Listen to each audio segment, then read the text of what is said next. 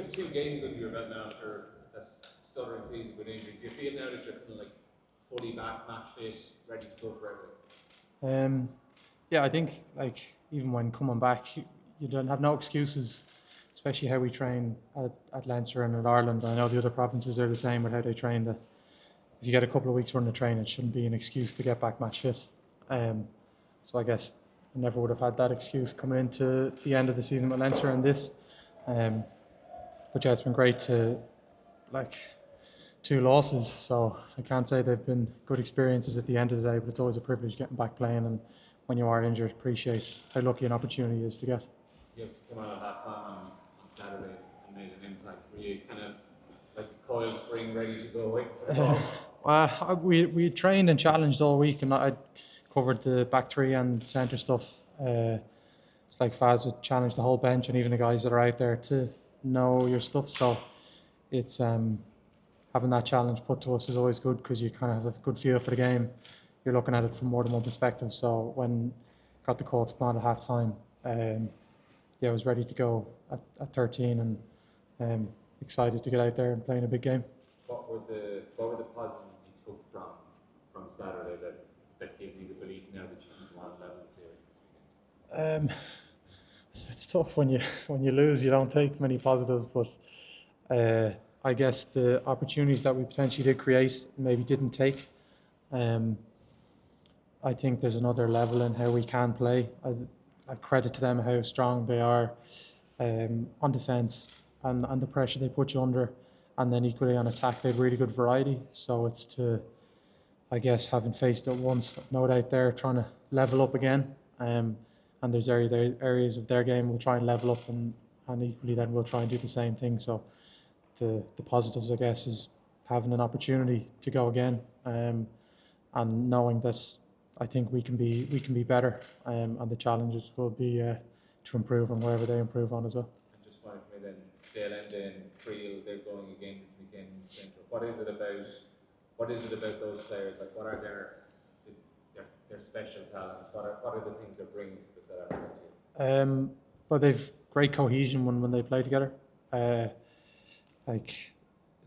Damien's an unbelievably good ball player, passing ability off both hands, kicking ability as well with attacking kicks, and that's before mentioning his ability to carry. And then you have Jesse Creel, who on defence gets through a crazy amount of work and chases every chance, chases every scrap, and he's kind of a cornerstone of their defence. Even on Colby's try, you can see he's chasing up the inside as well. So it wasn't just a once-off bit of moment from Colby, it was him chasing the chance too. And then on attack, yeah, his pace and ability to take on the line as well is tough to deal with. So we'll have our work cut out for us this week. Thanks. Rory, then.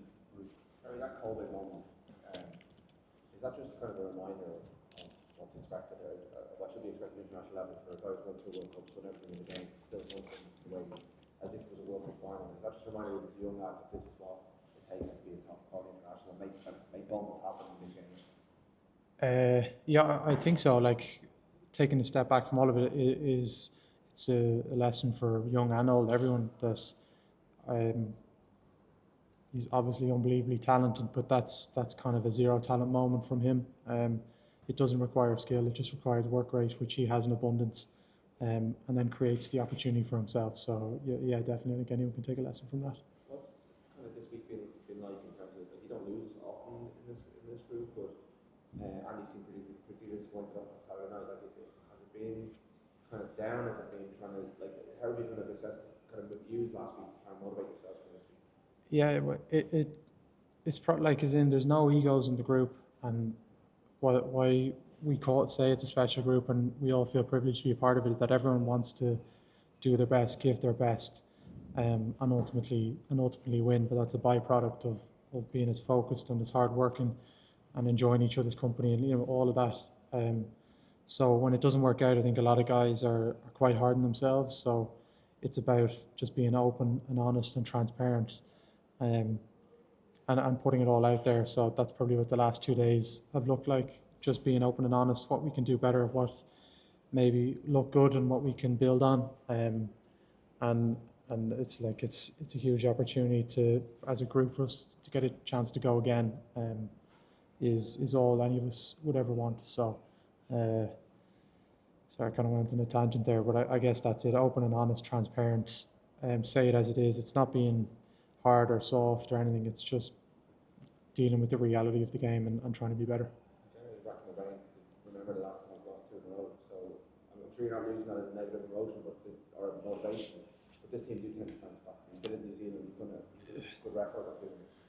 I guess, like, me personally, and wouldn't necessarily look at the outcome. It's when it's just back to the process. So win or lose, that'd be what we'd be doing. But I guess after a loss like that, it's maybe a little bit more heightened to try and be better, work harder in our preparation, and then let go, and you have that freedom to attack the game off the back of how we prepared. So without putting pressure on an outcome, it's certainly now is to just prepare as best we can. After the game, Andy said, like, it being the final week of the season should give lads a real buzz if they have very good positive time. Has that been the case? Like, final point of obviously a massive year of your life, does it give you that energy? I think so. What I remember Andy said before, I can't remember exactly which game, but he's like, the biggest game in Irish rugby's history is always the next one. And with how competitive the group is, how special an opportunity it'd be to represent the country, that it couldn't be more truer. And given, I suppose, it's the last week of the season, maybe that's true too.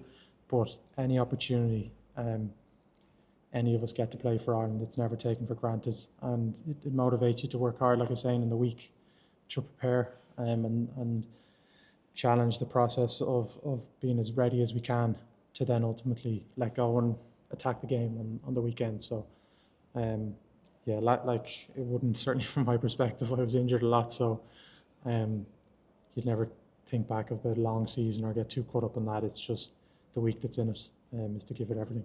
Did the experience of playing the box in South Africa live up to the ability? Just maybe like that fortress and how different it is. What was your experience like? Yeah, I mean, it's I guess rugby is like a bit of a religion here, so it's cool being in that environment where it clearly means a lot to a lot of people. So to test yourself or get a chance to test ourselves at that level, bigger picture will only benefit from.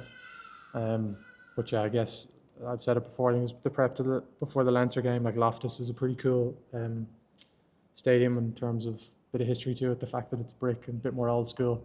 So that was cool playing there, and then equally this week in Durban, getting that same chance to play at a kind of iconic stadium. So yeah, it definitely lives up to the hype. Is you and your dad? Yeah, but that's a little bit down the line, so be focusing on the task at hand. Yeah. Spoken about random experience. Last couple of questions, guys. Anyone from our South African guests? Yeah. Playing first of all, Rugby is in a very good place at the moment with the process around the north and south, and obviously I've been playing in the URC and so on. The impact that South African teams sort of had on the coach. Yeah, they definitely made an impact on the URC. Over my last couple of years playing it with Leinster, with the Pro 14, and then maybe even a little bit through COVID, the South African teams, it was maybe a bit clunky, but I think last season was pretty evident, with the one before and last, that the South African teams have really found their feet and challenging European rugby, with no game being any sort of let up, whether it's home or away. You've got to be all in. And then, yeah, I suppose the experience this group is playing against New Zealand, Australia a couple of years ago, the November tests. I think it's great to be a part of, and getting the challenge against the best and the back-to-back world champs is all I'd consider myself lucky to get that opportunity.